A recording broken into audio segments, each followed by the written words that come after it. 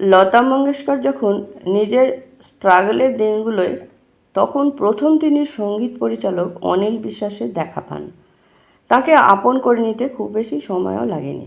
1947 সাল লতা মঙ্গেশকর তখন স্ট্রাগল করছেন, স্টুডিওর দাঁড়ে দাঁড়ে কাজের খোঁজে ঘুরে ঘুরে বেড়াচ্ছেন। অনিল বিশ্বাস সেই ভদ্রলোক যিনি 1948 সালে লতাকে তার প্রথম হিট প্লেব্যাকটি দিয়েছিলেন আনোখা প্যার সিনেমাটির মেরে লিয়ে ও ছোড় গয়ে হাম এ ইন্তজার গানটির মাধ্যমে। মজার কথা হলো ছবিতে গান গাওয়ার কথা ছিল অনিল বিশ্বাসের স্ত্রী মীনা কাপুরের, কিন্তু অনিল লতার গাওয়া 10টি গানই ছবিতে রেখে দেন। লতা এক জায়গায় বলেছেন, ইন্ডাস্ট্রিতে অনিল বিশ্বাস তার প্রায় গুরুর মতো ছিলেন। অনিল বিশ্বাস সেই কতিপয় সুরকারদের মধ্যে একজন যিনি কখনোই স্টার দেখে গান গাওয়াতেন না। লতার মধ্যে অনন্ত সম্ভাবনা দেখে তিনি তাকে ভয়েস মডুলেশনের ট্রেনিং দেন। নিঃশ্বাস ছাড়া ধরার ট্রেনিংয়ে লতার গায়কই পাল্টে যায়। এই প্রসঙ্গে বলে রাখা ভালো, শুরুর দিকে ফিল্মিস্তানের শশধর মুখোপাধ্যায়ের কাছ থেকে প্রত্যাখ্যান পেয়ে লতার যে মনের ভাব হয়েছিল তাতে বাঙালিদের থেকে মুখ ফিরিয়ে নেওয়া খুব সহজ ছিল, কিন্তু অনিল বিশ্বাস এসে সেই ধারণা পাল্টে দেন। প্রায় প্রতিদিন সকালে লতাকে কিছু ভয়েস টাস্ক দিয়ে স্টুডিওয়ে যেতেন তিনি। শর্ত ছিল এই, লতা যদি সেটা ঠিকমতো করতে না পারেন তাহলে অনিল বিশ্বাস যতক্ষণ না বাড়ি ফিরছেন লতা খেতে পারবেন না। অনিলই লতার সঙ্গে রাজ কাপুরের আলাপ করিয়ে দেন। বর্ষার ছবিতে গান গাওয়ার জন্য গায়কই খুঁজছিলেন রাজ। কে জানতো সেই ছবি হবে গায়িকা লতার উত্থানের মঞ্চ। তবে বাঙালি সুরকারদের প্রতি লতার স্বাভাবিক ঝোঁকের আরেকটি নিদর্শন পাওয়া যায় যখন 1952 সালে হেমন্ত মুখোপাধ্যায় আনন্দমঠ ছবিতে বন্দে মাতরম গাওয়ানোর জন্য লতা মঙ্গেশকরের কাছে যান। সকলে ভেবেছিলেন ফিল্মিস্তান স্টুডিও মানে শশধর মুখোপাধ্যায় যুক্ত আছেন, তখন লতা অনেক বেশি টাকা নেবেন বা না করে দেবেন, কিন্তু লতা মঙ্গেশকর হেমন্ত মুখোপাধ্যায়কে বলেন, আপনি বাঙালি, আপনার গান শুনেছি, ভালো লাগে বলেই আপনার সঙ্গে কাজ করতে চাই, কিন্তু দোহাই টাকার কথা বলবেন না, আপনার জন্যই রাজি হয়েছি, ওই প্রোডাকশন হাউসের জন্য নয়। লতার সঙ্গে হেমন্তর সম্পর্ক এতটাই গভীর হয়ে যায় যে সেই গানটির 21টি রিটেক হয়েছিল। লতা একবারের জন্য বিরক্ত হননি, দাদার কথা ভেবে করে দিয়েছিলেন। পরে অন্য এক সুরকার সলিল চৌধুরীর সঙ্গেও লতা মঙ্গেশকরের ভীষণ ঘনিষ্ঠ হয়ে যান। তারা একে অপরের খাওয়ার টেবিলে বসে আড্ডা মারতেও দ্বিধা করেননি। লতা মঙ্গেশকর এই দুই শিল্পীর হাত ধরে বাংলা ভাষাটিকে এতটাই ভালোবেসে ফেলেছিলেন যে পরিচালক বাসু চট্টোপাধ্যায়কে অনুরোধ করে তার কাছে বাংলা শিখতে শুরু করেন। হেমন্ত সলিলকে বলে দেন তার সঙ্গে যেন বাংলাতেই কথা বলা হয়।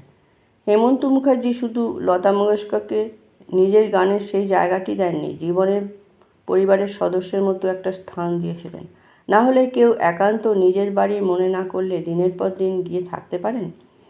হেমন্ত মুখার্জির হোম প্রোডাকশনসের ছবিগুলিতে যতবার দরকার পড়েছে লতা মঙ্গেশকর গিয়ে বিনা পয়সায় গান গেয়ে এসেছেন। এমনকি যখন অল ইন্ডিয়া রেডিও জোর করে হেমন্ত মুখার্জিকে এবং উত্তম কুমারকে মহালয়ার অনুষ্ঠানের ভার দিল, তখনও কিন্তু লতা মঙ্গেশকর কোনো প্রশ্ন করেননি। মুম্বাইতে থেকেই বাংলা গান রেকর্ড করে দিয়েছেন। সেই অনুষ্ঠানে নিয়ে হাজার সমালোচনা হয়েছে, তাতেও হেমন্ত মুখার্জির পাশ ছেড়ে যাননি। প্রসঙ্গত এটাও সত্যি, হেমন্ত মুখোপাধ্যায়কে জোর করার ক্ষমতা একমাত্র ছিল লতারই, নয়তো তাকে দিয়ে দুটো রবীন্দ্রসঙ্গীতের ডুয়েট রেকর্ড করানোর ক্ষমতা সেই সময় ইন্ডাস্ট্রিতে আর কার ছিল? হেমন্ত মুখার্জির হাত ধরে বাংলা সিনেমার প্লেব্যাকেও লতা রাজত্ব কায়েম করেন। পরিচালক তরুণ মজুমদারের কাছে তাঁকে নিয়ে এসেছিলেন হেমন্ত মুখার্জি। 4টি ছবিতে তাঁরা কাজ করেন একসঙ্গে। লতা কিন্তু হেমন্ত মুখার্জি এবং সলিল চৌধুরীর বাড়ির লোকেদের কাছেও মানুষ হয়ে গিয়েছিলেন, কাছের মানুষ হয়ে গিয়েছিলেন। হেমন্ত মুখার্জির স্ত্রী বেলা মুখার্জির সঙ্গে মিলে ঘর গুছিয়েছেন, সলিলের স্ত্রী সবিতার কাছে গিয়ে রান্না শিখেছেন, এমনকি বিদেশে গিয়ে সলিল চৌধুরীর জন্য বিঠাফোনের 9th সিম্ফনির রেকর্ড কিনে তার সারপ্রাইজ উপহার হিসেবেও দিয়েছেন। তার মেয়েকে কিনে দিয়েছেন শাড়ি। বেলা মুখোপাধ্যায়কে গর্ভাবস্থায় সাধ খাওয়ানো বা হেমন্ত মুখার্জির বাবা মায়ের সঙ্গে নিয়মিত যোগাযোগ রেখে যাওয়াও কিন্তু লতা করে গিয়েছেন একনিষ্ঠভাবে। মনে হয় না দেশের আর কোনো সঙ্গীত পরিচালক লতার এই রূপটি দেখেছেন বলে। লতা মঙ্গেশকরের সঙ্গে 35টি গানে একসঙ্গে কাজ করার পরেও সলিল চৌধুরী আক্ষেপ করেছেন একসঙ্গে আরও বেশি কাজ করতে পারলেন না বলে। কিন্তু এটাও তো সত্যি, সলিল চৌধুরীর রানার গানটি শোনার পরে লতা মঙ্গেশকর নিজে তাকে অনুরোধ করেছিলেন যদি গানটি তাকে অন্তত একবার গাইতে দেওয়া হয়। লতা মঙ্গেশকর কিন্তু বুঝেই গিয়েছিলেন পুজোয় বাংলা গান মানে সলিল চৌধুরী বা হেমন্ত মুখার্জির সুরেই তিনি গাইবেন। ব্যক্তিগত সম্পর্ক ছাড়া এটা কখনো সম্ভব হয়? তবে এই সূত্রে বলতেই হয় শচীন দেববর্মন এবং রাহুল দেববর্মনের সঙ্গে লতার খানিকটা মিঠে করার সম্পর্কের কথা। হিন্দি সিনেমা ইন্ডাস্ট্রি শচীন কর্তাকে যে খানিকটা মুডি হিসেবে চিনত একথা তো আর বলার অপেক্ষা রাখে না। 5-এর দশক থেকে 7-এর দশক পর্যন্ত লতা মঙ্গেশকর টানা শচীন কর্তার সুরে গান গেয়ে গিয়েছেন। সকলেই বলেন শচীনের সঙ্গে লতার সম্পর্কটা ছিল একেবারে গুরু শিষ্যার মতো। কোনো গান তোলানোর সময় লতাকে বাড়িতে ডেকে নিতেন তিনি। বাড়িতে বানানো ক্ষীর খাইয়ে তোলাতেন গান। বলতে বাধা নেই, এইভাবেই তৈরি হয়েছে ঠান্ডি হাওয়ায় চাঁদ ফির নিকলার মতো অবিস্মরণীয় সব গান। কিন্তু মাঝে সেই গভীর সম্পর্কে হঠাৎ ছেদ পড়ে। শচীন কর্তা কোথাও একটা বলে ফেলেছিলেন, লতার কেরিয়ার কে বানিয়েছে? আমরা তো সুরকার গীতিকাররা, আমরাই তো ওকে ভালো গান দিয়েছি। জানা নেই বক্তব্য বিকৃতি করা হয়েছিল কিনা, তবে লতা গোটা বিষয়টি শুনে এতটাই ব্যথিত হন যে শচীন কর্তার সঙ্গে আর সম্পর্ক রাখেননি। 1958 সাল থেকে 1963 মানে প্রায় 5 বছর একসঙ্গে আর কাজ করা হয়নি তাদের। ফলে যে শচীন কর্তা সকলকে বুক ফুলিয়ে বলতেন লতা থাকলে আমার কম্পোজিশন নিয়ে আর কোনো চিন্তা নেই, সেই তিনি লতাকে ভীষণ মিস করতে শুরু করেন। এদিকে লতাও গুমড়েছেন নিজের মতো করে। সেই সময় রাহুল দেববর্মন ইন্ডাস্ট্রির উঠতি প্রতিভা। তিনি একদিন লতাকে ডাকেন এই বলে যে দিদি আমি প্রথমবার শ্যুট করছি, তোমাকে গাইতেই হবে। লতা মঙ্গেশকর পঞ্চমকে কী করে না করবেন। যান তার বাড়িতে। জানতেন না রাহুল মধ্যস্থতার কাজ করছেন। সেখানে তার সব রাগ জল হয়ে যায় শচীন কর্তাকে দেখে। শচীন কর্তা মাথায় হাত রেখে বলেন লতা তোরে আসতে হইব। তারপর শচীন লতার জুটি আরও শক্তিশালী হয়ে ফেরে। গাইড অভিমানের গান হিন্দি চলচ্চিত্র ইতিহাসের মাইল ফলক হয়ে দাঁড়ায়। অবশ্য বর্মন পরিবারের সঙ্গে সম্পর্কের সুতো আরেকটু আলগা হয় যখন আশা এবং রাহুল একসঙ্গে থাকতে শুরু করে। লতা তো প্রথমে একেবারেই চাননি ছোট বোন 16 বছর বয়সে বিয়ে করুক। সেই বিয়ের পাট চোকার পরেও চাননি রাহুলের সঙ্গে আশার থাকাটা।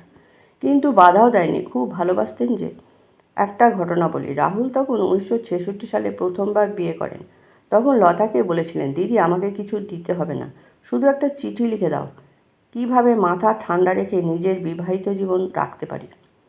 লতা মঙ্গেশকর হেসেছিলেন খুব, তবে লিখেও দিয়েছিলেন সেই চিঠি। 1994 সালে রাহুল দেববর্মনের যখন মৃত্যু হয় তখনও লতা জানতেন তার ভাই চিঠিটি আলমারিতে যত্ন করে কোথাও রেখে দিয়েছে। আসলে সম্পর্কের সুতো কখনো আলগা হয়েছে, কখনো পোক্ত। কিন্তু লতা মঙ্গেশকর এই বাঙালি সুরকারদের সঙ্গে যে হৃদয়ের যোগ অনুভব করতেন তা হয়তো খুব বেশি মানুষের সঙ্গে করতেন না, কারণ পারস্পরিক শ্রদ্ধা এবং ভালোবাসার পরিমাণ এতটাই বেশি ছিল যে লতা মঙ্গেশকর তাদের জন্য হিন্দিতে বেশ কিছু কাজ ছাড়তেও দ্বিধা করেননি। আসলে ছোট্ট বয়স থেকে একা লড়াই করতে করতে ভালোবাসার প্রতি কাঙালপনা ছিল তো। এই বাঙালি সুরকাররা প্রফেশনাল সম্পর্কের বাইরে ঘরোয়া করে ফেলেছিলেন সেই সম্পর্কটাকে, এবং লতাকেও করে তুলেছিলেন অনেকাংশে বাঙালি।